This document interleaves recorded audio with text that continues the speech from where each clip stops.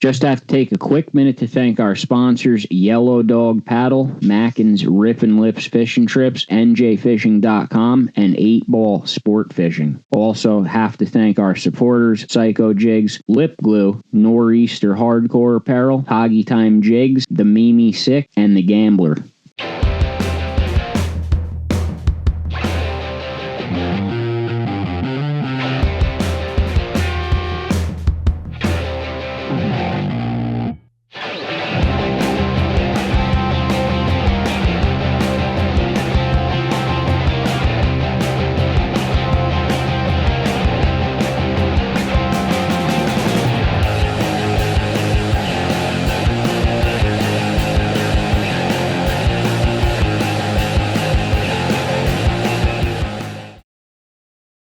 Welcome to episode number 127 of the NJ Multispecies Podcast. I'm your host, Joe Santiago. As always, my partner, Chris Pereira. I'm here. I don't know what my computer just did, but I guess I'm still here. It looked like it was going to crash. Probably went offline. Tonight, we have a surf fishing guest. We're going to talk a lot about surf fishing. Also loves fishing the river for walleye. He does a lot of different. He does a lot of stuff. Yeah. How do you pronounce last name? Is it Dan Mancari? I'm not sure if the C in his name is an S sound or a K sound, but it's either Dan Mancari or Dan Mancari. He does very interesting little niche fishing things, kind of like Roger I. So he'll be here in about 20 minutes. Real quick, some other stuff. Mayhem contest. The Mayhem contest, the point swung because of me, mostly. Caught a 39-inch freshwater striped bass. That moved to number 1 in striped bass, and I also caught the third place bullhead in the same session. And Chuck came to fish with me, and we pretty much sat for like 8 hours, and the bullhead came at like the 7th hour, and then the striper at like 7 hours, 20 minutes. So we sat for a really long time with nothing, and then 2 really good scoring fish came in, which was unbelievable. And they were from by my house, too. Local fish. Yeah, you sure complain about your local fisheries for having a day like that. Yeah, usually, I don't know. I'm learning more local stuff. We had a huge meeting of the minds at a private location. Maybe, I don't know how many there was, maybe 14 people came to discuss multi-species mayhem for 2026. There's going to be a lot of stuff added to it and a lot of people. Are we going to go over that like now a little bit? I mean, we could go into it a little. Basically, it's going to be $35 to be a member of Multi-Species Mayhem. That'll enter you into everything. It makes you eligible to enter any mini contest we have throughout the year. I know Kevin's already planning one for opening day trout season, a 1-day derby. Is that one going to be? Is it going to be 1 day or 2 days? And is it going to be free? I believe the trout one is going to be free, but he did say something about making it rivers only for the opening day tradition. So he said the boat guys don't get too happy for it. But yeah, Fast Eddie's pig roast is coming back. Midway point through the year, we will have a pig roast for all members. It automatically enters you into the Chaos app. So if you do end up catching some big fish, you can enter at any time. If you don't, then you don't. Don't enter it. But you're still a member. Still entitled to all the benefits. So, as usual, things function on participation. We are looking for participation, so we're making a couple changes to try to bring the participation up.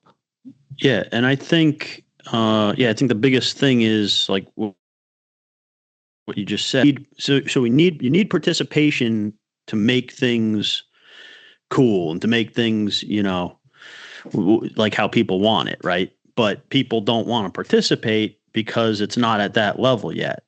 So all I could say is, you got to we're adding so many perks to this. Kevin's adding so many perks to this. Fast Eddie's helping add perks to this. Us, a couple other guys, Bob Darling was at the meeting giving his opinions. Greg, Wojciech, basically. And in the future, if you are a member of this, I guess we're calling it a club now, right? Is it going to be a club, basically? It's an outlaw fishing club. Okay. So basically, if you're a member of this, you get all these perks, right? The contest is changing in a lot of different ways so that you can win stuff a lot of different ways. But also you're gonna have a say in the future, right? Like, if we have virtual meetings or something, you can add your 2 cents in if you have a good idea, things like that.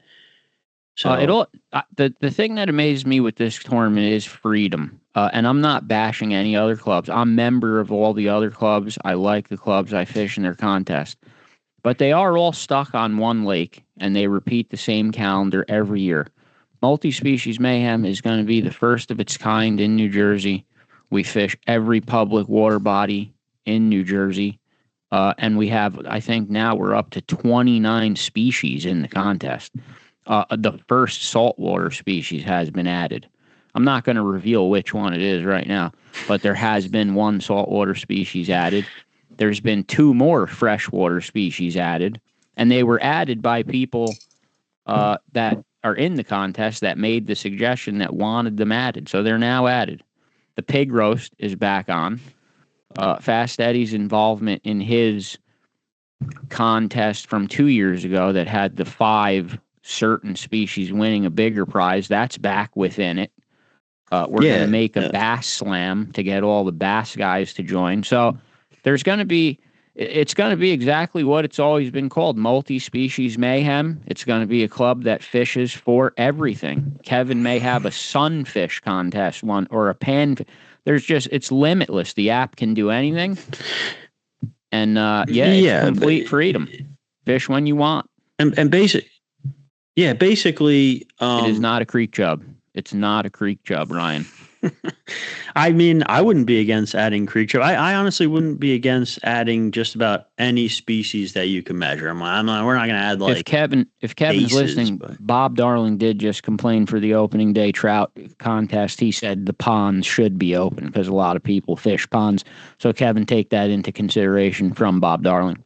I would totally agree with that. I mean, if he wants to cock block the boat guys, they do. Listen, they stock the ponds and the rivers for opening day. I see no problem. They do put bigger fish in the ponds mostly. So if you're like in a pond in the middle of North Bergen, you have a very good shot at it. I don't know if I agree with that. I mean, obviously they can't put as many big fish into every section of river. But if you broke down if you spread it out. I get what you're saying. I mean, there's plenty of real big fish in the rivers. Plus a lot of places you got chances of holdovers too. There's no way to tell in the contest that you caught a freshly stocked trout. I mean, Jen Wong agrees open to pond, so the pond thing's starting an argument. So that'll probably just happen. I agree with you. I think in the pond, I'm just thinking there's like more of them in a concentrated area where the river they can move around. Like, and just to say, everyone involved in this, we all took everyone's, even guys that aren't in the current contest, we wanted to know why they weren't. Like, we listened to people that told us why they didn't. A lot of people didn't join because they didn't believe that they could compete at a multi-species, all species level to get enough points to contend, which I get that. But you can win just one species. Right now. So now, because Fast Eddie's kind of integrating the contest he did, 2 years ago, last year, whenever it was last year, right? No, it's 2 years ago. We did this one this year and that one last year. We're just basically combining the two. Last season is what I meant. So, so basically that's integrated within it now, right? So if you only like to fish for bass, you can literally compete in like whatever version of the bass fishing we're going to have. And we're going to have a real prize. I mean, I'm not going to get ahead of myself, but we're going to try to get some crazy prizes. So there's potential here for like a real grand prize type stuff. And you'd win it in like a raffle format, like Chuck Manny's idea of the old school way that the Dreamboat Challenge used to operate, where your points, like, you'd still have a grand champion, right? A grand multi-species champion with the most points. That'd still have its own prize. But we'd be looking for a grand prize, right? Like something very significant. That if you had said, we don't know how we're going to do this yet. You know, everyone's going to talk, but basically, you wouldn't have to win that grand prize if we do it this way. One raffle for everyone in that it'd be like a raffle system where the more points you had, the more chance you'd have of winning. But even if you just had 1 point and you weren't anywhere near in the competitive enough to win the main championship prize, you'd still be eligible for this grand prize that we could get. You know what I mean? And also, if you are a member of any of the other clubs, Topwater, Bassers, Knee Deep Club, or round RVTA, you can double dip your fish. And I know those guys have been double dipping some nice bass from the RVTA. If you're out in one of your club's tournaments, Multi-Species Mayhem runs 24/7 every day. So you catch a fish there, you could put it in ours also. We think it's really going to be great. We have a very strong knit community here of anglers that seem pretty committed. We had a lot of people drive very far away to come to this, and they all seem to be on board. So it is going forward. And if you're interested, talk to Kevin Glenn. He could explain anything, but we are very excited for this for the new year. Yeah, it's cool. It's a combination of like the skillful angler, the state's it was one of the first ideas we ever talked about when we started the podcast, but the logistics of it seemed impossible. But now it's actually reality. Well, we were kind of hoping that the state's skillful angler program would be this in a way, but yeah, you're right. You know, they probably don't have the funds to, you know, have real prizes or anything like that. Or the app. People are terrified of this app with the location. Your location won't be shared. It's only seen by one man that doesn't fish.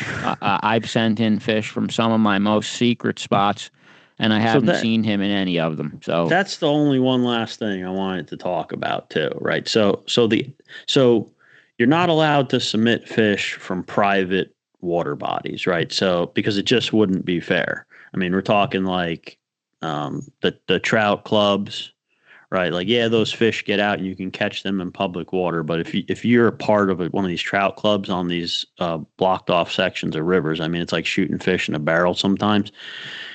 Things like that. Private lake communities, and a lot of them aren't any better than public lakes anyway. But there's some of them that, you know, have really big panfish and stuff that would be hard to compete with. So we don't want nobody basically would want private lakes involved in this. So because of that, the app has like location GPS in it. So when you submit a fish, it has where you are, so that we can make sure that nobody is, well, not we, Kevin. So what Joe is saying is only Kevin has access to that.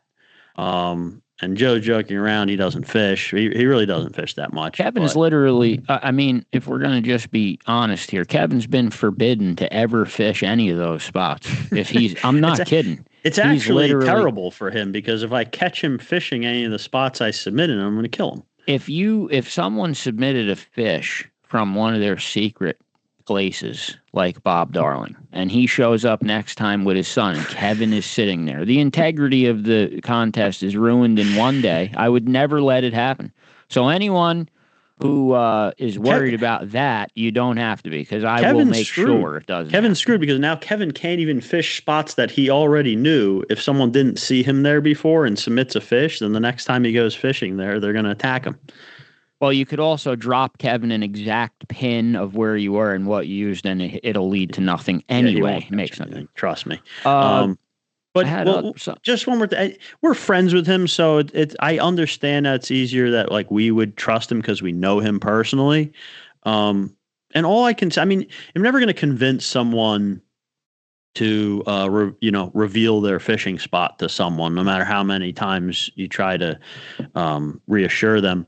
But what I will say is there's plenty of public spots that aren't a secret that you can win this from. I mean, most of the fish are not from like secret honey holes in the middle of the woods that nobody would ever find. I mean, a lot of them are untargeted, accidental. You know, there's got to be at least 20 to 30% that were caught on accident. Sure. Like I said, I'll say it again, guys that didn't enter, I'll specifically call out Jen Wong and John Dorn. John Dorn had all kinds of fish that would be on the leaderboard, as did Jen Wong. And John Dorn had the only tiger muskie that I've even seen this year. I was on his boat standing next to him when he caught it. And so now should have checked it in for myself. Now that was I was actually impressed with your integrity when I found that out. I don't like cheating, you know, like see the shit behind me on the wall. Like if you're gonna look up at it and you cheated for it, I'd rather throw it in the can. That feels weird. Yeah, but not for like some people, you know. Though. Yeah, well, there's always. Did you see the kayak guy? The kayak guy. Hold on. Before you get to that, before you get into that, what I want to say. So, like you mentioned, Jen Wong and John Dorn, they accidentally caught fish that would currentently be on the leaderboard, right? They may not be in contention to land in the top 5, which is the current, the current way the prizes are being paid out. They may not have had enough to do that with accidental catches. But if once we upgrade to this grand prize, even just a couple of points each point gets you more chance to win this grand prize if we can make that happen this year. And we will make it happen. I just can't promise it'll happen this year, but I think it will. And it's all you have to think of. I'm thinking about the scoreboard because everyone's looking at that big number Chuck Manny has. If Jen Wong's fish were coming in, that chops Chuck's number down. Sure. Then you throw John Dorn's in, it chops the number down. The more people that come in and put fish in, the more this is going to get spread out. Yeah. I think it's approaching 800 fish entered, which I know is way over skillful angler. So I just want to say also, like, just to jump back, you don't have to if you go to one of your secret honey holes and you catch a nice fish and you really don't want to share it, you just don't submit that fish. Go try to catch a fish somewhere else that off the shore on a public lake. You know what I mean? Like, and we didn't mention we are, like we said, we're doing everything we can to do bring people in. So we are allowing the Newark watersheds this year. So if you buy a Newark watershed pass and you like fishing there, Dwayne, I know you love it. John Dorn loves it too. Newark watershed will be legal for Mayhem 2026. Yeah, we just figured there's nothing in there that gives you an unfair advantage really to other places, and it technically is open to the public. You have to buy the pass, but Andrew still just asked that. If Newark Watershed was not allowed in Mayhem's first year, but it is being allowed in the new one. The guest is ready to come in, so we're going to have to go back to the lobby to get the guest. You could bring up that cheating thing with him. I'm sure he has an opinion on it. I know he kayak fishes. NJFishing.com, Jerry Zagorski, the Christmas party is sold out. The prize list is unbelievable for that. It is going to be another night of us running out of time trying to give all this shit away.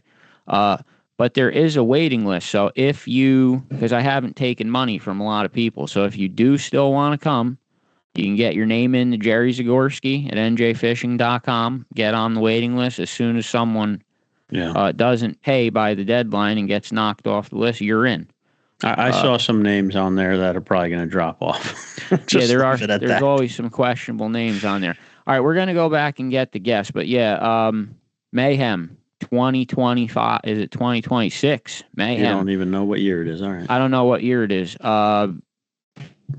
$35 membership for the year. My wife's going to join it. That's how cool it is. Is this isn't available and open to actually join yet, or it is? It actually is open to join right now. I'm not joining yet. It's like I'm not paying $35 in November. I'll pay in December 31st at 8 p.m. All right, let's get a great example. Let's go back. Great example. All right, we are back with our guest Dan Mancari, mainly here for surf fishing, but also loves to fish the river for walleye. Dan, welcome to the NJ Multi-Species Podcast. What is going on, guys? What's up, Dan? Thanks for your patience. Thanks for your patience and me figuring this out. I'm sorry. Just as you were coming in here, I was talking about this kayak angler that was caught cheating on a boat. Have you seen this? I actually literally just saw the first few pictures of this thing. I saw like a picture of the green piece of kayak, and then I saw a picture of the bass with the cut piece of kayak under. I'm like, I haven't had time to actually go any further than that, but I'm like, this is absurd.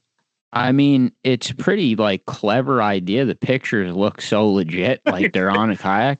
The thing Sure. that's boggling my mind is this guy just got banned from every fishing tournament in America over $200. That's what's boggling my mind. Not worth it, man. No, I mean, like this is not what you want to be known for. And I mean, I've heard some crazy shit. Like who just told us the other day that someone had this story where in a similar situation, like a kayak contest where you're taking a picture of the fish on the bump board, right? They cut the fish in half and held like both sides with their hand, right? So the cut section is in. It's unbelievable shit. Like I don't even want to believe it that someone actually did this to add like I don't know 2 inches, I guess, to the fish if you're really good at it. I've never trusted any kind of tournament worthy enough to even put myself into these things, to be honest with you. I mean, I know I could probably do well in some of these things, but it's not worth it. I don't trust everybody else. I was in that same boat for a lot of the contests that would go around, and yeah, we're actually, I mean, we're part of this whole, like, I don't know if you've seen any of our stuff with like this whole multi-species mayhem contest that our buddy Kevin kind of spearheaded, and, it runs through an app.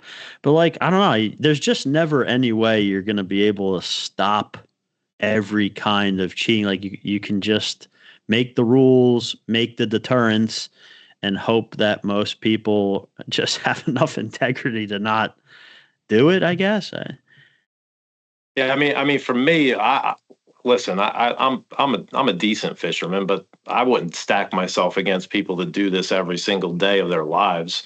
Like, I think I could hold my own, but like for me to get to that point where I'm a guy that is working like 60, 70 hours a week, and then I'm going to then put my time into a tournament and something, like I would have to feel really good about all aspects of something like that. And I think it's just gotten too easy to cheat these days, man. It's just it's just gotten too easy to cheat. It's not worth it for me. I do this as for fun, really. I mean, it's kind of grown into a little more than that, but we are now using the app to try to get some of that cheating pushed away. But now the app is something that some people don't want.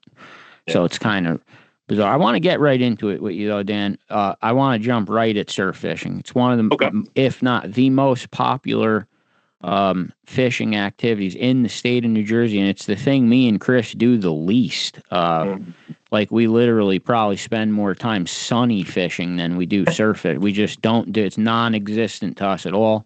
I don't know why, but you love it. You do know why, because we've talked about this, and I told Dan even the other day, right? I said I'm like intrigued by someone who wants to go fishing from the shore, because when I go very quickly, I think about all the different things I can do from a boat, and in my head, I immediately I could do this better from the boat. I could get more angles. I could hit more spots quicker, et cetera, et cetera. So like I'm intrigued by this, like the successful, consistently successful shore fisherman. Very intrigued by. It's really not. It's not as crazy as everybody makes it to be, right? These fish are going to go through the same pathways every year. So if you follow, let's say there's 3 fisheries that I fish more so than other. I'll fish down like Atlantic City and south. I'll fish the middle of the state, around Belmar and Point Pleasant, and then I'll fish north. And you break the state up in certain ways, but if you've been doing it long enough, you'll know without fail the fish are going to be at a certain point every year. And it's just really it's where you put your time in. Now, there's certain things that'll change that, right? Like last year, the last 2 years, we had an absolutely incredible mullet run. Well, it kept fish in the bay much longer, so you could fish the bay fish all season. Now, this year was completely different, but I was able to kind of refer back to a couple of years back because one of the things I preach is taking really good logs. But this year kind of followed a different path, probably closer to 2022 with the way the bait came. It wasn't a huge mullet run like we had last year and the year before. But you had mullet, you had sand eels, you had just a plethora of bait. So again, it kept the fish in the bay. And honestly, I fished mostly the ocean early, and then I went back in the bay. I fished the bay all the way up until the end of the season, with very few times I went out front. But it's really the same idea. When you're talking bay, you're fishing like the same kind of beach, like sandy beach type, like beaches and things like that. Not you're not fishing sod banks and things anymore. But it's funny you mentioned I'm sorry. It's funny you mentioned the log book, because Charles Brion, he just mentioned that. Ask Dan about his log books. Yeah, Charles is great. No, I could literally, like, I can go back to like June 8th, 2018 in my head, because I have some crazy things about numbers in my head, but I can go back to that day and I caught, I was fishing Avalon, a back bay, little beach, and I caught 24 fish that day, 6 fish over 20 inches that day. And that was really that. I remember that day because it was really my first real success. I actually called out of work that day. I left. I was working at a restaurant that time. I was working a shift and it just wasn't going well. So I'm like, you know what? I'm just going to bust it to the shore and fish for a little bit. And I got there about 12:08. There was these guys set up, and I just started popping fish immediately when I got there. And really, it was more of a conversation I had the previous season with Chris McEntee, Sea Money Fishing. And he was the kind of guy that got me on the whole like single jig, single bucktail thing. Because a lot of people back then, 2017, 2018, you would see the chicken rigs and things like that. You wouldn't see a whole lot of people fishing like a jig per se and nothing else. Everybody felt like they had to have their teaser and this or that. And he was the one that kind of refocused my energy. He's like, hey, this is what I've been doing. This is what's been working. We kind of shared some things back and forth. And then once I started doing that, and then the next season after that, it really just took off for me, because in between that, I was walleye fishing the river, and there's a whole lot of similarities between the two. And when you said walleye fishing and fluke fishing, the way I fish the surf, it's not so much like surf casting. It's more finesse fishing. It's a lot like the walleye fishing we do in the river. You just kind of are working a little bit different. You're using the current a little bit different. You're using the structure a little bit different. And obviously the bait. Walleye are going to be in specific places, where the fluke, you kind of got to go to them. I want to ask a specific question because I'm learning. I'm trying to learn how to do this somewhat, because it's something that's easy to take your family with you to do, which is what I like about it.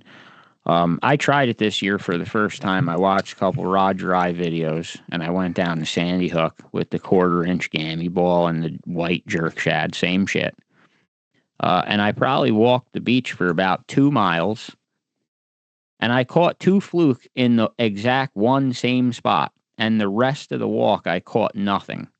Mm-hmm. And I was kind of like analyzing the water and shit to understand why. And it made no sense. It all looked the same. It just looked like everything looked the same. I don't get it. So you went there one time, right? Just once. I tried one time. Some of these guys, myself included, have been there hundreds of times. There's specific cuts on the front of that beach that produce year in, year out. They're still there no matter what. There's some that have gone away. Like there's, you could see, it's no secret. You got Roger and his cousin Mark, were posting their honey hole spot. It's the same spot that everybody fishes and does well, and it's that one cut on the front of Sandy Hook. There's certain spots that draw fish no matter what. And once you've been through the whole thing multiple times, front and back, where those spots are. What tides produce those fish. What baits are going to put them in certain places. What winds produce. I used to on my old podcast, I would really talk about working like a bay system as a bowl. and kind of using the wind at your back, no matter where you're at, to work that system. So if you're, let's say you're looking at Sandy Hook, right? Say, take the bridge all the way out to the point as a bowl. Well, if you have any kind of wind that's going to put you into the bay, you're good, because any part of that beach, if you know it well enough on the bay side, you can produce fish as long as you know what you're doing and where, there's a lot of sticky structure in there. You kind of work around, but on the front side, if you have that wind at your back, the whole ocean's your playground. And I found fish out there early this season, earlier than I've ever tried. But it really is a conditions thing. You really got to work the conditions. And I've been working 6 days a week since the beginning of April, so I didn't really have time to worry about what days were best or pick this day or that. You really got to make work what you have. And I kind of am able to. That area up there, Point Pleasant on a smaller degree, some of those places around Atlantic City as well. You can, if you look at it that way, or you can always work part of that system from the wind at your back, then you use that with those smaller jigs, and then you use the current. And then there's things like tidal coefficient, where kayakers pay attention to, but why would a guy from shore pay attention to? Well, it tells you how fast the water is moving in front of you, so it makes sense. It depends on it. If you have a lower tidal coefficient, well, you can work lighter jigs. You can go more towards the 1/8 ounce to get to the bottom and work that bottom, as opposed to the higher end, to the 1/4 ounce, which I prefer to stay. If I got to fish 1/4 ounce or more, I don't want to fish, but I make it work. But if you use all these things, there's so much science that's involved, as you guys know, but it really is science. And if you do your homework and you've been doing it long enough, you know where they'll be and where they'll be eating. You just got to kind of put yourself there at the right time. Yeah, I mean, everyone's heard the saying "West is best," right? That comes from that comes from guys in boats fishing the ocean, and they're saying that because that's when the wind's at your back, when the bait's coming in. That's when the fishing is good near the shore. That's where that saying came from. But if the shore is somewhere else, it's not necessarily west is best. It's I mean, if you look at Sandy Hook, like you got Fort Hancock as that finger that goes out in the middle of the bay. That's something weird. You don't have that. If you look up and down the coast, that's a different kind of structure. Ordinarily, most of that area is going to be Atlantic Ocean, no matter what, if you think about it, right? So that's a different kind of structure. So you can work the backside of Sandy Hook much like you can work the front side if you have the right conditions. What do you look for? Because I've been fishing the river now, so I've been, for the first time ever, I'm really paying attention to tides. And when I was down there at Sandy Hook, I was down there pretty much the whole day, and I noticed the tide was going out, and I was actually fishing behind the waves, like in the, I guess they call it the trough. Is that what it's called? Yeah. So you're actually like not even at the beach. You're like behind it. Is that usually productive to catch fish? The way I kind of break it down, and when I guide people, I kind of have it in this kind of three. Are you sections, a guide? right? I didn't even know that. I do. I don't really advertise. It's more of a word of mouth thing, but I probably do somewhere between 15 and 20 trips a year. Gotcha. All right, you just told like 1,000 people. 4 people that watch this. I don't know. Chris's aunt. It's not something I really have had to advertise, and it was harder this year since I took on I got a job promotion that's kind of taken up some of my extra time that I would have had to put towards that, which is fine, not a bad thing, but I had to dedicate less time towards the guiding, and I've spent some time fishing with my son and stuff this year, more so than I did in the past. So it was kind of nice. Yeah, but that's awesome. But for me, the way I kind of break it down is you have the lip, right? Lip to 5 yards out. You have 5 yards to 20 yards and 20 yards to infinity. So my favorite section to work, and the section you're going to find the most fish is going to be that middle section, 5 to 20 yards out. Now, it doesn't mean that the longer distance aren't out. And I do this a little bit differently than a lot of people do, because I'll settle into a section where I know there's going to be fish just because of history and I just kind of feel it. But I'll settle into a section and I'll kind of build a bite. Like I'm not going to let what other people around me are doing affect how I fish, because I can go. I've done it before. I've kind of dipped in between people that are fishing, have been sitting there for a long time and caught fish, and people get pissed off when you do that. But I kind of try and sit in a section and build a bite. And I teach my son this, like, never waste a cast. Every cast means something, because if you watch any of these videos, if you watch the YouTube videos, this guy, Crackhead Joe or Crackhead Fluke, he has these videos and you see him like with the baits that are, or the fluke are chasing it. And, you know, you see this bait and, you know, a fish falls off here, a fish falls off here, a fish falls off here. Well, guess what? Those fish are going to be in play over the course of the next period of time that you're fishing. So I always say there's never a cast that is a wasted cast, because every time you're bringing fish to you, those fish, sometimes it's 10, 20 of them following that bait. It's just one lucky one that grabs at the right time. Now, there's certain ways that you can change that cadence of that retrieve to kind of attract different sizes of fish, and some people will say that that's nonsense, but I think I've done enough homework over the years where I've seen different speeds of your retrieve will attract different size fish. Faster retrieves typically bring in smaller fish. If you slow down and kind of settle into an area, working area, you'll have the better chance of finding a fish that's kind of, I usually find bigger fish with a certain speed of cadence as opposed to smaller fish. Oh, yeah. So. No, I'd say they're good for a lot of things. And like every day is different. I mean, someone's probably commenting in here right now, like, oh, I caught my biggest fish retrieving it real fast. Like anything. Yeah, there's going to be one off. There's going to be one off. There's going to be exceptions to every rule, right? You can't make an exception to everything. But yeah. No, I always say in fishing, nothing is ever, always, or never. Like, I'll never tell someone not to try something, even if they come fishing with me and they want to try something weird. I'll never say no. After like 10 minutes of them doing it and doing nothing, then I might say, why don't you just do what I told you? Well, but I got to pick his brain. I got to pick his brain one more time for another personal issue, Dan, while I can pick your brain. Like, the podcast is over. It's just me and you chatting now. Yeah. Every year for about the past 30 years, I go to Wildwood with my family every year. And when the lifeguards come off the beach, I always walk down to the beach with a rod and try to go surf fishing.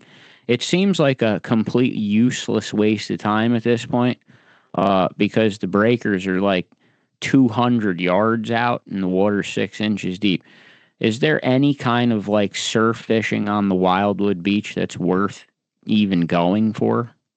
So yeah, there's different spots there too that I've fished, and obviously it's not the same as when you fish north. Just if you look at the topography on a map, you know, you have more gradual slopes as opposed to those very deep drop offs. You know, you get those deep drop offs starting somewhere around Island Beach north is where like you start seeing those. Seaside Heights drops off real bad. Quick. Yeah. But you also have some of those spots around Cape May. You also have some of those spots back around Higbee's. You know, there's spots down there that I fish. I don't even tell anybody I fish down there, but you got to be careful at Higbee Beach, though. You get kidnapped there. That's a dangerous one. And there's all kinds of weird shit going. I've been there. It's like a weirdo beach. There's no laws or something.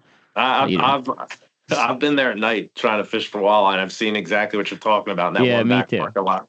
Wait, you've been there at night fishing for walleye? Not walleye, weak fish, rather. I was going to say, they're walleye. God, I'm sorry, weak fish.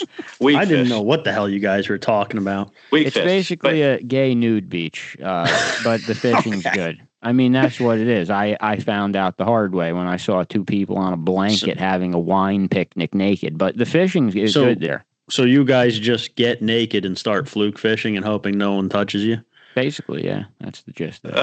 It's funny you talk about that, because we talk about Sandy Hook, and my first few trips up there had no clue about the nude beach up there, and I'm just strolling along. You know, I get to this real nice cut right past that cut that everybody knows, and I see some gentlemen enjoying each other, and I'm like, this is not what I was expecting. Yeah, so I kept my back to the water. That was somewhere around 2017. Now they've cleaned that up a bit since, but yeah, when I went passed through there. Did you keep fishing that though?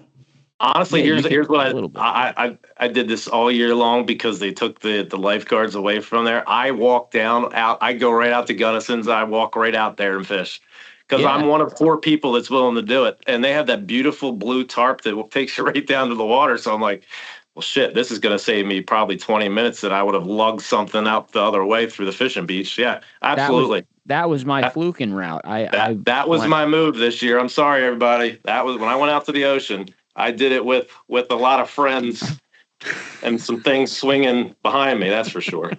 I started down at whatever letter beach the next south one is, and I fluked it all the way up until I saw my first naked man, and then I turned around and fluked it back. Like that's my. I'm telling you, don't be if you can get through the naked men. There's some great cuts up there.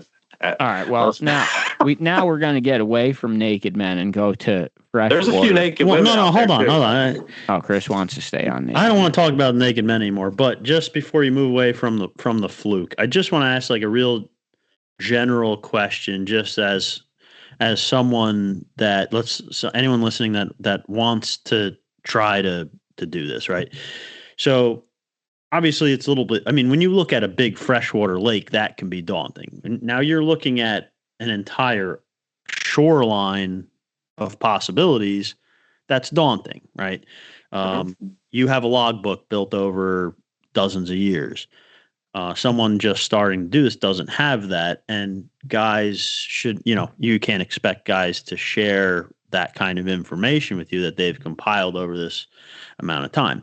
So what would be your advice if someone wants to start this, right? All right, fluke season's coming up. I want to go down. I want to try the shore. Like, do you try to hit as many spots as possible, or do you kind of commit yourself to one spot at a time per day, maybe 2 or 3, and you really work those spots over? Or do you drive to different spots, try to look for the fish? What would be your advice as far as like a strategy? Well, first off, like I said, I would work each system as a bowl. So I like to start as early in the season as possible, and you're going to want to start further back in the bowl, right? Because the fish are migrating to the deepest part of the rivers. They're coming out of the rivers initially, so you're going to start finding them. I like to work them from the very beginning and find the masses of fish. Over the course of a season, I'll find probably 7 to 8 different masses of fish per system. Sometimes, it's a couple days worth of pick. Sometimes I could go back for 3 weeks and they're still sitting there. It really depends on the weather and how the bait moves. But for myself, I would really just grab you don't need a lot. I'll be honest with you. I don't bring anything other than 6-inch white jerk shads anymore, ever. You'll have a lot of people telling you can do it with hard baits, this or this and that. Listen, white's going to catch fish no matter where you are. And I don't use any other jig heads, but these eye strike jig heads. Now, originally I used to use these red fish eyes, and I had it down to a specific cadence that I had timed. So I think the biggest thing is you want to have a cadence when you get a bite that allows you to, in your mind, and mine is, drop tight, and then it was Kobe, and that was what I used to set the hook. So I would drop my hands, tighten and just get a good hook set, and then Kobe was the hook set. That's just because it's my favorite basketball player. So I think develop a timing, a cadence. Like whenever you get a bite, never be surprised by a bite, and then you want to develop a cadence every time where you're dropping your hands down, reeling tight, and then setting the hook at the right time. And I've gotten down to the point where I can tell you the difference in the timing of the hook set between these redfish eyes and these swim bait eyes, because they're different size hooks. So it really can get very scientific. But I would study some maps around where you're looking to go, and I would start deeper in the system as it starts to get warmer. Look for your deeper pockets closer to inlets where fish are going to take breaks in their pathway out of the whatever system you're fishing. So you could be fishing at one point 20 feet of water to 4 feet of water. So when you're talking about wet wildwood, there are going to be times in July and August where you'll find fish in 3 or 4 feet of water out there on the beachfront, just because they're all moving out there anyway. It's a natural progression. They're going to move through that area. Now, you may not find patches of fish where you'll find 20 fish in one area. I always call that the pumpkin patch. You don't ever find that down there, but you'll find roaming fish, 3 or 4 fish in a spot. Someone just Thomas Wyatt just commented, fishing Ocean City this year, he couldn't get them to take a white jerk shad, but they would take a chartreuse one. You just said you never change colors. Confidence thing. Yeah, I think so. It's just a couple people who've come on here said the color doesn't matter. It's an ongoing confidence argument. thing. I refuse to buy anything else. My buddies at Sport Fishing Outlet, I would go up there and buy them all out of their white jerk sheds because I didn't want anybody else to have them. I went through, I think, I probably went through almost 300 packs through them over the last 2 years. It's just all I use. I don't need anything else. What about the bait and weight? Is the bait and weight game surf fishing, like, is that a thing of the past now? The modern day anglers now moving with lures? Listen, so while I'm moving around, I see people doing it and they're catching fish, especially late in the season. Like, a lot of I spent a fair amount of my late seasons up in Sandy Hook, not this past year, but you get that late migration that's pretty reasonable, happens every year, and people are out there with bait. They're going to catch right next to you because there's fish everywhere. So there's still a place where people are still catching it. And like I said, there's a couple of guys that I know that fish Sandy Hook, and they'll catch 28, 29-inch fish from the mullet runs going on because they have live mullet out there. But they know that game. They live that game. It's not really something that I have an interest in doing. I'm looking for my 10-inch fit or my 10-pound fish with what I'm doing. I got an 8-pounder this year. I had one. I did have a double-digit fish in my grasp, but that's a story that doesn't count because I lost it twice. You lost it twice, dude. So I was fishing some rocks, right, and I had it up, and I'll make this one quick, but I hooked into a monster fish, probably 32, 33-inch fish, and I'm on my, and I had an 8-pound fish earlier in the season, so I could get a good gauge, and I've been doing this long enough. There was an old guy, he's like, that's a effing, he said, he didn't say effing, but that's a effing 35-inch fish. I'm like, dude, it's not a 35-inch fish, but this guy was the reason why I lost the fish. So I'm trying to, I have no net. I don't ever fish rocks. I'm fishing beach. So I've been, at this point, I was like challenging myself to do some different things later in the season, and it worked out for a couple fish, but this fish, it cost me. So I'm trying to get this fish to a point where I could kind of slide it up on a rock and then get it from there. And I get it halfway up on this rock and it breaks off, but it drops right down in front of me. So I drop down right in there. I grab it. I have it up to me like this. And then I get this hand and this hand like this. And I have it on its face. I'm just going to throw it back up in the water. I'm probably into belly button deep water. And it just like, I get it to this and it just goes up, gone.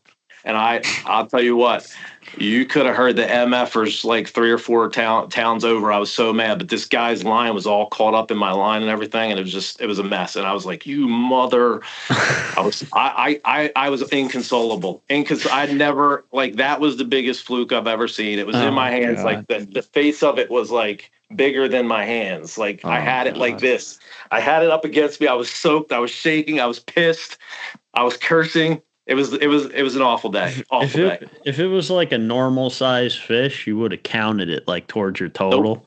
But I have to stop both of you real quick to take a quick I told break. A couple buddies that story. I didn't even feel comfortable talking about that fish because it hurt. That one hurt me because I knew what it was. That's the one I was looking for all year long. I always say I don't want to see, if I'm going to end up losing a fish, I don't want to see it. I'd rather I could convince myself it was like a big carp or something. Like I don't want to see it. Yeah, I second guessed myself. I had a knife. If I had gone down through its head on the knife, but I would have never wanted to kill that fish anyway. Yeah. So I mean, like. I don't blame you. It's just all these things go through your head after something like that happens, but I knew it was that guy's fault. I have to real quick mention 8-ball sport fishing out of Point Pleasant. The striper fishing continues to be on fire. The boats are nailing both big fish and keeper-sized fish every day, fairly close to the inlet, too. The boat ride's not long. Extremely flexible and a great price. Captain Dom and Kim.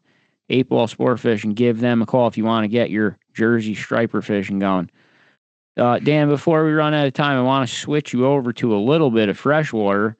Please do. Before Deuce starts yelling at me. So we'll start with river walleye fishing because we know that's your number one go-to, and you compare it to fluke fishing pretty closely. Yeah. I use pretty much the same kind of stuff, but yeah. Yeah, so I actually we ran into each other doing this. I'm not gonna say where we were. That place is. I don't ever worry about that place. That place. Whatever. Is it the place you're talking about? Is it the one that's way too far for me to go to after work? That one? Yeah, sure. Isn't that everywhere? No. And that place got my son on the cover of a magazine with his walleye over there. So it's a good little spot. I mean, everybody knows that spot. Yeah, I'm sure. I mean, look, I've said all the time, like, I don't care about secret spots and shit. I'm not going to talk about spots in here because I don't want to deal with anyone that, like, Does if it you start say with a something, W? I won't care. You won't care. Joe won't care. Somebody listening will care. They'll think it's a secret spot and then they'll cry like a bitch about it. I don't want to deal with it. So anyway, you and I, we tried to fish together a couple times, right? We tried to ice fish for landlocked salmon, stuff like something always happened. Like it never worked out. But we randomly just were fishing the same spot over here for walleye, and I don't do it anywhere. I mean, I've done it. I could count on my two hands how many times I've done it, right? Like I just dabble in it here and there. But it's something I am interested in because it's something you can do, especially in the winter when you get out of work. You don't have time to go get the boat, you know. The river is very intimidating for someone with a boat that doesn't know the river, doesn't have a jet boat, things like that. And there's giant fish. I mean, there's giant walleye in the river. And yeah, and again, I tell everyone this, you don't have to give up anything that you don't want to give up. We're not going to grill you here about any kind of technique or anything like that. I have no secrets. But for every fish, basically, when you're talking about different seasons and a lake versus a reservoir versus a river versus, like, these fish might as well be a completely different species. A lake walleye in whatever season is a completely different species as far as it comes to catching it in your head and what you're going to do. It's a completely different species than a walleye in the river, especially over the winter. Like it's just that they don't behave the same. I mean, I guess the lures can be similar depending, but just the way you're going to fish them is just completely different. And I don't know, I guess there's not a real question here. Just what advice do you have? What kind of tips are you willing to share to someone that wants to try to pull out one of these giant walleye out of one of New Jersey's big rivers here?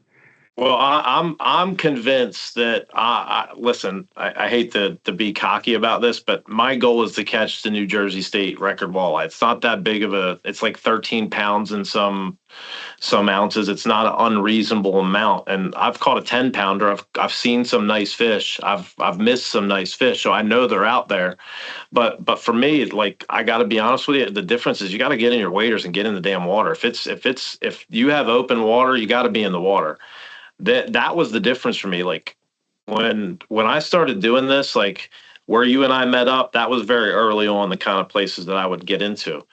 But then I would find these like back eddies, you know, around islands and stuff that nobody else is willing to go to.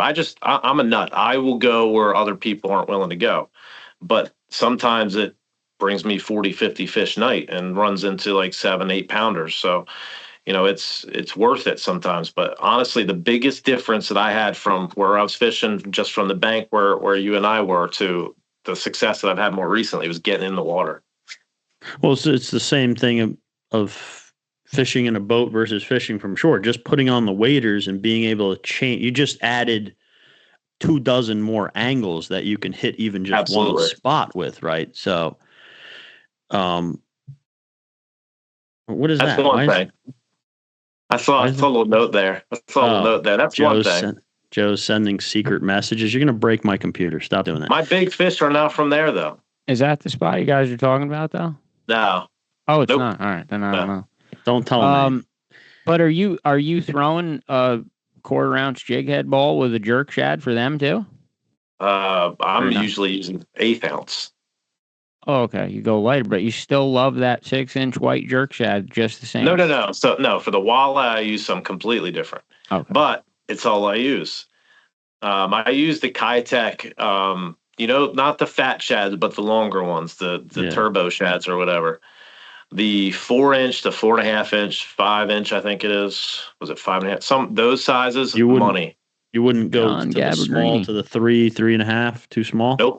Nope. I'm telling you that the big one is I've had the 4.5 inch, I think it is the big one, right? 4.5 inch. I've had probably 40, 50 fish nights on that. And they're all they would all be legal size, but I've had 19-inch fish all the way up to 27-inch fish on that bait. So, Ice Badger's here. Ice Badger. Wow. And he has a question. We're not talking about Lake Opakong, so I don't know what the hell he wants to know. He would like to know if Dan prefers curly tails or paddle tails for walleye. No, I use those electric shad is the color. It's that purpley color. It's a great ale wife. It's a great shad. It mimics everything in the river, so it's beautiful. I love it. I just don't ever buy anything else. So that's another thing. I see them on sale. I buy 4 or 5 packs at a time. But no, I use the long shads, not the fat shads, but the long ones. And what is that's a paddle tail, right? Yeah. Yep. Yeah. Okay. Yeah, with the ribs on it and the little skinny long bone. It's the skinny ribs, skinny long ribs. I used to use, my son actually caught his fish on the fat ones, but I like the long ones. It gives a little bit longer of a profile. And like I said, I've had 40 fish, 50 fish nights in the river where I've left them biting just because it's 3 o'clock in the morning. I got to get my ass home. and that tail goes if you look at it the wrong way. That tail just goes. I don't know if you can see this, but this 1/8 ounce jig head right here, the swim bait. Yeah. Basically, I toss that out there, and if I want to change the weight, I change the size of the bait as opposed to the jig. But this jig with those baits just kind of fluttered out there and kind of let it just sit there. If you do it long enough, you know where the fish will be. But you just kind of let that sit out there and just maybe a couple cranks and then a couple little pops. But it's very slow. Very monotonous. You're there. A cast could be, you could take a good 65, 70 seconds to work that thing back in, depending upon how cold it is. Yeah, it's what you'd call painfully slow, but it works. Do you see a big difference between night and day fishing? Oh, for sure. Now I've caught them in the daytime. Now, sunny. I have a couple of cool pictures of sunny time walleye, but it's not a typical thing. I usually find the ones I have found in the daytime, though, have been pretty nice ones usually. Usually some nicer males from what I can gather, if I remember correctly. But no, nighttime is the right time no matter what for me when it comes to walleye. And it's good for me because the way I am, I'm not giving up time with my kids or my family. I'm able to fish at night, and I'm just giving up my own sanity, really. I do love night fishing myself. But now, all right, I mean, that's a good reason to do that. But if I'm just if someone does have the freedom to do either one, what would you pick if your target would you pick a different one? Would you pick daytime or nighttime if you wanted numbers, or would you pick daytime or nighttime if you specifically, even if it meant less numbers, you wanted a chance at that real monster one? I honestly think for the river, your best bet with a monster fish is going to be nighttime no matter what. Now, there are obviously, you'll have your exceptions when it's going to be a low light day, a rainy day. Rainy days are great days to go after walleye and muskie, so it's not a bad day to be on the river, period. So low light conditions, that kind of offsets the whole daytime nighttime conversation, because if you get them in early morning and then your sunset type time, that's a good time to catch right there. They're usually feeding pretty heavy. I've probably seen more really big walleye caught at night, right? But the biggest one I've ever seen from someone that I know, my buddy Vinny. I mean, Vinny, right? Yeah, I know Vinny. That's the biggest one I've ever seen from someone that I know and trust, not just the picture on the internet where you take the guy's word for it. I mean, picture that he texted me, and that one was during the day. I do believe it was cloudy though, but it was during the day. If you look at there was one, I think it's on you guys' Facebook group or whatever. One of the guys asked me to post some of my walleye pictures on there, and my biggest fish is during the day. and I had a guy about 8 feet from me, and I was whispering because he didn't even know I caught the fish. I was like so low key. I caught it, I had it in, and I was like, yes. Like he had no idea. He was literally, I could almost smack him with my rod, and I landed this fish, got a quick video of me releasing it, got a quick picture, and it was gone. He had no idea. Like you get like that because you get protective of a bite. You know what I mean? Like if you're there, you're not trying to give up anything, especially if you got like 3 or 4 people lined up the river. And that spot that you're talking about, Chris, that it gets like that there sometimes. But that fish, sure. That was a 10-pound fish. It was like 28 inches. It was like egg season. And that was probably, I want to say it was like 3:00 in the afternoon, but muddy water, wasn't a nice day. I could not believe it. To be honest with you, it hit me at my feet. I was in the water again, and it hit me like right below me, and then it just took off. I was like kind of shocked. Do you care about moon phases at all? It's not about Badger just asked. I'll be honest with you. I hate fishing a full moon, but outside of that, I just take what I can get. Like I said, I don't have a lot of time, so I just make the time that I have work. Now, does that result in some skunks and stuff like that probably could have avoided if I paid attention to the conditions? Sure. But I'm the kind of person where I'm like, if I got some time, I'm going to give it a shot. Can't catch it without being there. That's your whole suffering for the fish thing, right? Like it's like you believe in yourself more than you ever should. You've done it. When you do it long enough, you start realizing like certain conditions where like you almost know the odds are so severely, terribly not like against you that you probably like shouldn't bother. But it's like, it's what you wanted. Like, I wanted to fish today, and you just realized it's those conditions, and you're like, well, fuck it, I'm going to go anyway, because you know there's not a 0% chance that you're not going to hook, like you're not going to hook a monster. There's a maybe a 0.25% chance or whatever. That's all you need. But it's never a 0%. Need that little bit of belief. It's never a 0% chance, and that's why we're going to go anyway and suffer. I just find it so interesting. Like I said, it's a completely different species. Just this weekend, we're walleye fishing on a lake, right? When we went Saturday and Sunday, okay, and it was like the tale of two completely different days, and it's the opposite of what you would think. So Saturday, it was sunny and calm, not a day that you would think is going to be a good day for walleye. We crushed them. We caught 3 of us in a couple hours caught 18 walleye on lures, and it was incredible. So we were excited. We're going to go back the next day. It's supposed to be cloudy, a little windy, a little chop, like what you would think is good for it compared to the day before. I mean, it just sucked. We caught a third of the amount of fish, and they were significantly smaller, all of them, except for one. Craig Lemon just commented his biggest ever he caught was 3 feet below the ice, 11 pounds, 31 inches from the river. Biggest one he's ever seen is one he spawned from Schwartzwood at 13 pounds, 9 ounces. That's a big fish. They exist. Like a record fish for Jersey, I think, right there. There you go. So Craig Lemon just gave everyone a tip. There is a record walleye in Schwartzwood for sure. I'm telling you, they're in the river too. For sure. I have for sure. Dan, I'm starting to get yelled at by Deuce because I went past the 8:00 time limit with the guest.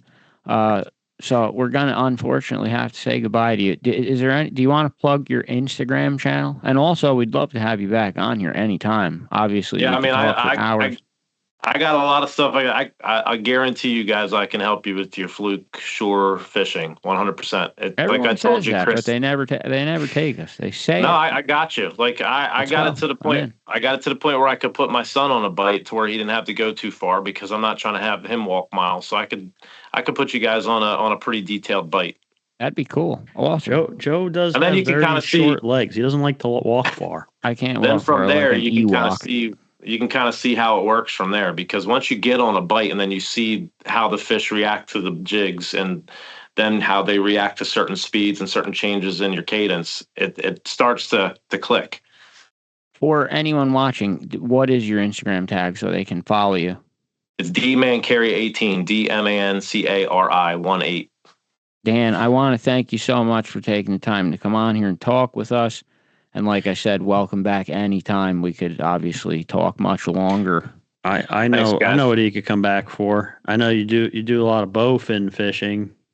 Oh, yeah. Yeah. Man. We're going to be friends. We're Yeah, I mean, like the snakeheads, like you guys got with the right guy with Boom down there. But I remember when Boom first started, I was like one of the old heads in the snakehead world. Now it's crazy. There's so many new people. We didn't fish with him. I invited him on the show, and he's kind of like, I don't know. He kind of told me he was shy about it. I guess he wasn't really into doing the podcast show. But yeah, I talked to him for a long time, and I've definitely gotten some tips with him along the way, but I never got to fish with him. Let's do that too. I'm in for all. I'm always in. Yeah, but I'm a multi-species guys, man. I'm a multi-species guy. Yeah, I think for sure we do an episode. What do you think? Like real early spring for the boat. Talk about bowfin maybe. If you want to get like early March is probably the best time to start because that's right at the beginning. Now, the last few years it's been warming up, so you've been getting snakeheads and bowfin probably mid-March pretty consistently. It used to be April, but it's getting sooner and sooner every year. And okay, this is the part of the show Chris always extends it. I have to say bye to Dan now. No, I didn't. And I have to do a Mackin commercial. Dan, thank you so much for coming on. Appreciate you guys. We will have you back on. Thanks, guys. Talk to you soon, bud. Been great. Thank you. Yeah, so Dan, multi-species guy. He's like one of us. Pretty cool. Definitely have to hang out with him for sure. Speaking of all the walleye, I have to mention Eddie Mackin's Rippin' Lips fishing trips. Eddie continuing to kill the walleye bite on Lake Pacon. There's also a pretty decent white perch bite if you're looking to do a little live bait fishing, maybe fill a cooler. Call Eddie Mackin's Rippin' Lips fishing trips today. Also, yellow dog paddle. Mike Herman continues to troll Round Valley, catch beautiful lake trout, brown trout, rainbow trout. He's now also casting for largemouth bass. Still teaching fishing lessons on how to outfit your boat just like his. And yellow dog paddle. I believe they are done for the year with their Kayak Moonlight paddles, but those will be back next year. We'll start posting those. Those are always cool, whether you fish or not. Just a cool thing to do. So check out Yellow Dog Paddle. Yeah, and everyone's coming to the Christmas party. Everybody. So they'll all be there. Yellow Dog Paddle, Mac, and even 8-Ball. I am very excited about the Christmas party list. And Jerry Zagorski, I believe, will have that up by tomorrow. Did he post? He didn't post it yet. He didn't get it up yet. Okay. He was going to today, but something happened. I forgot what it was. You know why 8-Ball, why Dom and Kim are coming, right? Why? Because they don't believe you are real. They believe that in this show you're some kind of AI hologram that I talked to, because you somehow have missed the last couple of trips that we went with them. Further, well, the last trip that I had with him, he blew out on me, so it's his fault. I don't he can't control the weather. Well, it's his fault anyway, even though it's the weather. But yeah, 8-Ball, pretty cool. We're looking forward to probably working with them for the next year or two. So really glad to have them as part of our team. Very excited about the Christmas party and Mayhem. Again, Mayhem. If you want to be a part of a fishing club that fishes for every fish, 24 hours a day, 7 days a week, whenever you want to go at your own convenience. Any public body water in New Jersey, multi-species Mayhem 2026 will be here January 1st. Yeah. I don't know how to make it any more appealing. I mean, I know you can't make everyone happy, but I mean, John Gabardini, there is a bass prize this time. I've put in bass prizes to lure you one-trick ponies to come in and try to win. But you get a free pig roast, so you can't lose. And there's raffles and stuff. I had to say something else. I wanted to just talk about that striper with Chuck Manny, because the things that Chuck drove down the shore to the tackle box to get fresh bait for me. I had already caught in one fish on frozen bait, but Chuck said, no, you gotta have fresh. He drove all the way down the shore and then drove all the way up to Bergen County. sat there with me for 7 hours, and finally we caught the fish. It was a moment. Chuck said, man, that's one of those, there's those fish you just don't forget. Chuck was like, this is one of those fish you don't forget. It was one of those moments, a true suffer for the fish moment, where we sat miserably for literally 7 hours of nothing. And it paid off as usual. You just the white perch the trip before was the same shit. 9 hours of nothing, and then you pull a miracle one in the last 20 minutes. Yeah, but that wasn't nothing. I mean, we were catching fish, just that's true. Near what we needed. But we were still suffering, though. It wasn't successful. And then in the last 20 minutes, it just seems like when Chuck's around and you just believe, you have to believe, and it just seems to happen. I've gone from the point where all right, it's time to go, or now it's like, wait a minute. Should I go or no? Maybe not. Like maybe another hour will make a change. It only takes one fish to change everything, and that striper really turned it around. So that was so cool. So huge shout out to Chuck. Huge shout out to Tackle Box for hooking me up with the bait that caught it. I'm sure if you call Phil, he'll tell you what bait I caught the fish on. You already said it. You said he gave you fresh bunker. Well, you don't know if that's what actually worked, because Chuck came with all kinds of shit. So call Tackle Box, he'll tell you what they're biting on. But I mean, yeah, dude, I don't know. I said it before, like fishing with someone like Chuck, and like anyone that's fished with me knows that I will torture them basically and never quit. Like you have to quit. You have to quit and then beg me to take you back in because I have a problem. Yeah. Chuck has that same problem, so like when the two of us get together, Chuck always is the quitter. He always quits when we're out on the boat. He's always the one that wants to go in, usually. It's not real quitting. It's like basically like we've guilting us into it, physically broken him down into the point where how old is he? He's 60. He's a lot older than you would think he is because he lives young. Like he's doing all. He did tell me the other day, he said, man, the morning after a day on the tie man, I really feel stiff and I feel it everywhere now. So, yeah, he takes a beating out there. And like I said, he drove farther to get bait than I would to go fishing. So, I mean, he's a true maniac, one of a kind. He's changed my fishing outlook on so many different things. And, yeah, he just makes me believe. John Gabrigrini's in here. Jen Wong says he loves the pig roast. John, yes, join the club. We're sick of you being a social outcast. We want to bring you into something. Other than that, I don't think who's the guest for next week? I actually forgot to look. The guest for next week is Palmarius Rods. Oh, Palmarius Rods. Yes, they donated a really nice rod for us for the Gambler trip. Gambler's another one coming to the Christmas party. Mr. Lido will be in attendance with his wife. But yeah, Palmarius Rods makes great rods. They make really innovative, all kinds of stuff. Even like he 3D prints trays for jigs.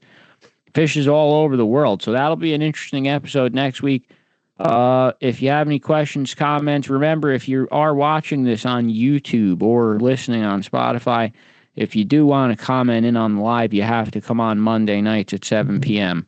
That's when this airs every Monday, 7 p.m. on Facebook Live, then comes out on YouTube and Spotify on Friday. That's it for me, Chris. I'm done. I got nothing to add. I'm not going to extend it any longer after you blamed me for doing it and then you did it yourself. I didn't extend anything longer. It's Deuce, turn the mic on. Bring Deuce in. Is he awake? Deuce? Are you live, what is Deuce? Is it not true that every episode I say goodbye to the guest and then Chris asks another half-hour question? Would that be inaccurate? That is currently that is the truth.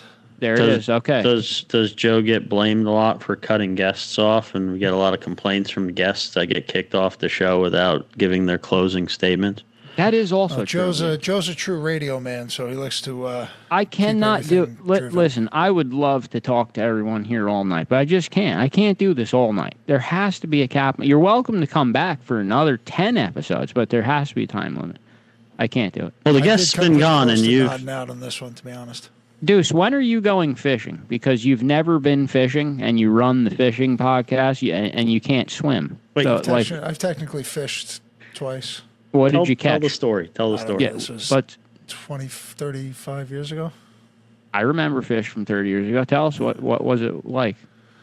I think my dad took me up with the Bilax up to someplace in upstate New York. And do you One of us remember took a poop in casting? the woods. Were you casting a worm or something? Worms, yeah. I remember my dad drinking beer and one of us pooping in the woods. Did you catch anything? Yeah, some small ones. Someplace in upstate New York, right over the border, that had like a waterfall. Like, Do you high know school kids were any? Do jumping you know off. what kind of fish they were? The small ones? No idea. All right, so we need to take Deuce fishing on video. Well, didn't you say someone saw him out wearing one of the stuff in a for the fish? casino? Yes, Yeah, he got at the accosted Tropicana. in a Shout out casino. to Scott at the Tropicana this past weekend. And he started. Wait, what's his name? Scott? His name was Scott. Shout out to Scott at the Tropicana. You saw Deuce in a Suffer for the Fish shirt and said you're a member of Mayhem. So shout out to you. And did he try to start talking to you about fishing? You had no fucking clue what he was talking about? Yeah, he said something about, oh, it's almost striper season. I said, oh, okay. Ice Badger says crappies are biting now, but not many real big ones. So I guess Eddie Mackett will probably put you on some crappies too if you get on Lake Pacon. All right, we have to go. We can't extend this anymore. We heard from Deuce. He said it is Chris's fault, and I closed the case. You just made this episode about 10 minutes longer with your talking, so.